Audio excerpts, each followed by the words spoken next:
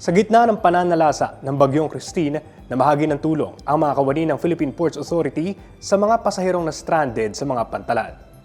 Namigay ng food packs, lugaw at iba pang mainit na pagkain sa mga pasahirong na stranded sa mga pantalan ang mga empleyado ng iba't ibang port management offices sa bansa na nasa ilalim ng PPA. Nakaugalian umano itong gawin ng mga kawani ng ahensya sa tuwing may bagyo o sama ng panahon na nagiging dahilan sa pagpigil ng mga pasahero sa mga pantalan.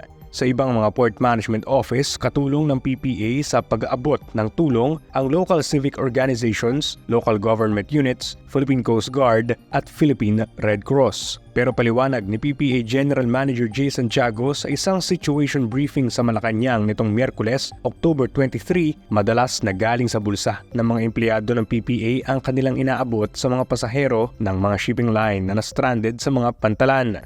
Every time naman po na meron po tayong ganitong situation, lahat po ng terminals natin sa stranded, we provide them hot meals po. No? Pero ano lang po, Mr. President, normally lugaw po na mainit kasi wala naman po sa budget po natin yan. That's exactly what I was saying. Opo. But what we do po is we do it po out of pocket po ng mga empleyado din po natin. Tugon ng Pangulo. Thank you very much, and I'm sure it is a big help to those who are. No, but the government should have a more systematic way of looking after them. Dahil dito, makikipagtulungan na ang PPA sa Department of Social Welfare and Development sa paghahanda ng mga ready-to-eat packs sa mga pantalan sa panahon ng mga sakuna. Ani DSWD Secretary Rex Gatchalian. Right now, we augment the hot meals, pero we're about to come up with our DOST ready-to-eat box. It's a day box na lahat na siya kakainin mo na lang. There are protein bars and all those stuff. Galing sa DOST. So we're about to launch it next month. Dahil sa kolaborasyon na ito sa pagitan ng PPA at ng DSWD, inaasahang magiging mas madali na ang pamamahagi ng pagkain sa mga pasaherong stranded sa mga pantalan.